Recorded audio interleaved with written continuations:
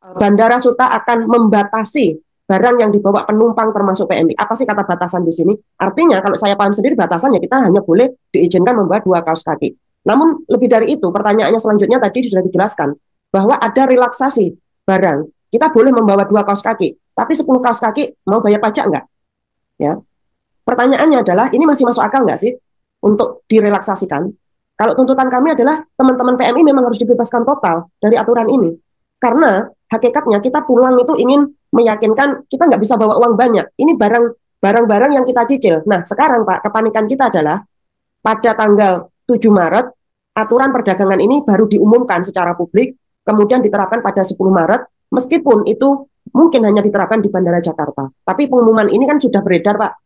Teman-teman itu sudah beli tiketnya tuh 3 bulan yang lalu, beli barangnya nyicil tuh 3 bulan yang lalu. Tiba-tiba aturan ini diterapkan, panik nggak? Tentu panik.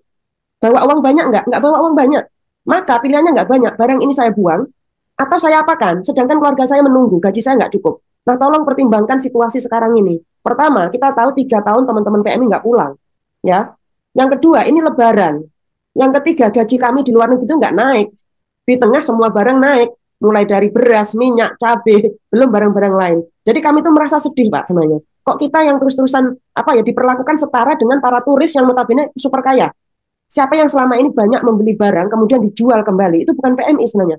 Ya, kalau kita hitung loh, berapa banyak barang-barang yang di e-commerce? Apa teman-teman juga di sini bertanya, berapa banyak barang online yang dijual di Indonesia dan itu apakah masuk pajak dibanding dengan barang-barang kiriman PMI yang itu notabene dikonsumsi oleh anggota keluarganya. Kecuali Indonesia memang bisa menyiapkan barang-barang yang murah, tapi saya yakin gajinya PMI nggak sanggup untuk beli barang murah. Nah, ini yang menurut saya perlu dipertimbangkan. Kalau memang pemerintah itu membantu teman-teman PMI, tolong pertimbangkan aturan ini. Karena sekali lagi aturan ini tidak meringankan sama sekali. Ya, apapun mau direlaksasi, mau dikurangi, dibatasi 3 tahun, sebenarnya itu masih tidak mengurangi, Pak. Karena negara telah memperlakukan kami hakikatnya seperti turis, seperti pelancong-pelancong yang memang tujuannya ke luar negeri relaksasi, beli barang, memanfaatkan momen itu untuk membeli barang kemudian dijual kembali. Ya, kami bekerja bertahun-tahun. Jadi situasi ini tolong dipahami. Nah, pertanyaan saya yang terakhir tadi Pak Beni juga menjelaskan, kalau misalkan memang aturan ini bukan untuk PMI, maka kemana kami mengadu dengan cepat jika terjadi penyalahgunaan kekuasaan ya Pak ya di bandara, kita tidak tahu. Paling tidak kami sudah tahu kalau terjadi di bandara Jakarta, Surabaya, Semarang, kami sudah bisa minta tolong nih kemana gitu. Ada nggak yang menjamin ini? Kami saja masih diributkan dengan masalah IMEI ya, karena terus terang IMEI itu ya oke gratis ya, tapi hanya 1 bulan. Kalau teman-teman cutinya 3 bulan bagaimana? Dan ini kami juga bertanya-tanya kenapa di tengah pasar bebas ini justru Indonesia membatasi hal seperti ini. Jadi kami sangat-sangat ingin dipertimbangkan aturan ini karena mengingat satu tadi Lebaran, yang kedua krisis, semua barang naik. Kami tidak ingin ini menjadi sebuah kegaduhan ya Pak ya. Kami nggak ingin gaduh, makanya teman-teman juga ingin bertanya. Tolong penjelasannya seperti apa.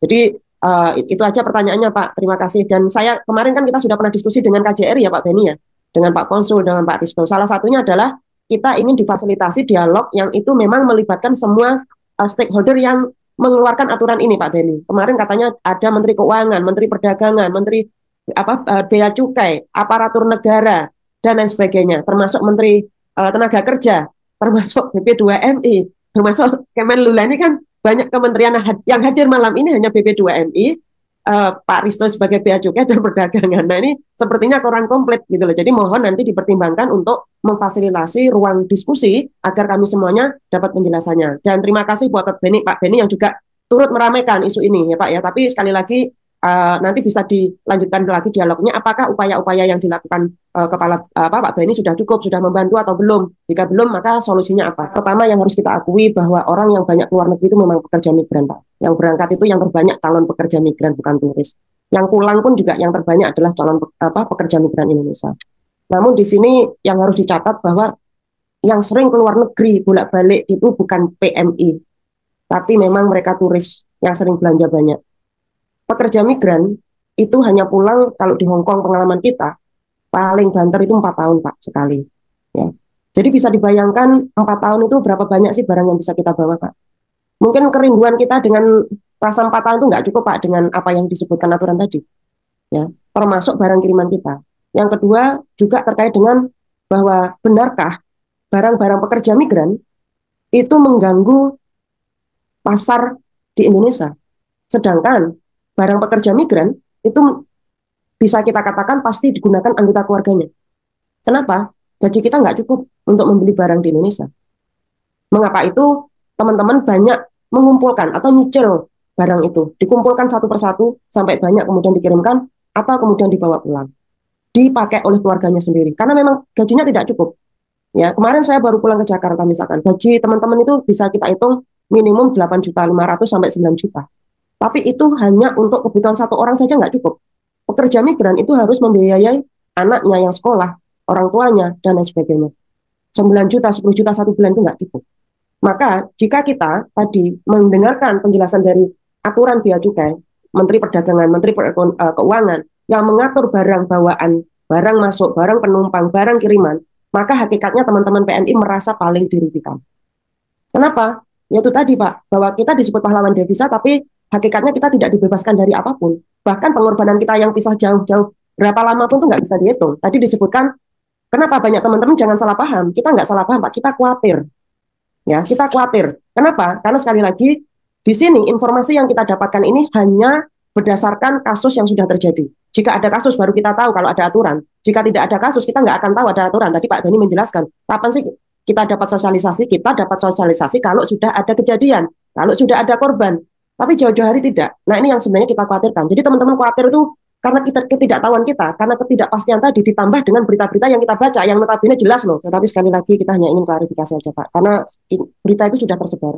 Aturan ini diberlakukan untuk PMI, tidak menyebut secara khusus bahwa ini untuk penumpang. Kami juga penumpang, tapi penumpang dengan label pekerjaan kami PMI.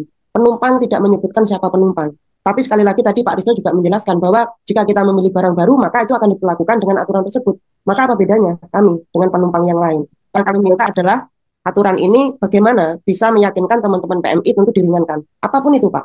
Yang nanti Pak Risto juga akan menyampaikan, oh nanti yang lainnya juga kepengen dong. Pasti yang lainnya melek. Cuma pertanyaannya adalah, kami di luar negeri bertahun-tahun, pulang hanya sekali. Nah bagaimana negara memikirkan kekhususan ini loh? Ya kami tidak minta dispesialkan, tapi mohon dipahami kekhususan teman-teman pekerja migran ini. Nah yang kedua klarifikasi, kalau memang pekerja migran bukan menjadi target utama penumpang, ya dan diizinkan membeli barang baru untuk keluarga misalkan, ya tolong diklarifikasi jumlahnya berapa, apakah disamakan dengan aturan perdagangan tadi. Ya, ini yang mungkin bisa menjadi pertimbangan. Jadi jangan membuat sesuatu hal yang itu bersifat general, tapi kemudian ada terjemahannya berbeda. Ini kan yang kita tidak tahu siapa yang menerjemahkan aturan ini. Yang menerjemahkan aturan di sini mungkin bisa meyakinkan bahwa PMI tidak menjadi sasaran, tapi petugas-petugas di bandara tadi apakah bisa menerjemahkan aturan ini sesuai dengan aturan tadi. Nah ini yang kami tidak ingin terjadi. Jadi bagaimana semua pihak, termasuk petugas bandara, itu juga akan menyetujui apa yang disampaikan oleh Pak Risto tadi, misalkan bahwa pekerja migran bukan menjadi sasaran utama dalam aturan ini.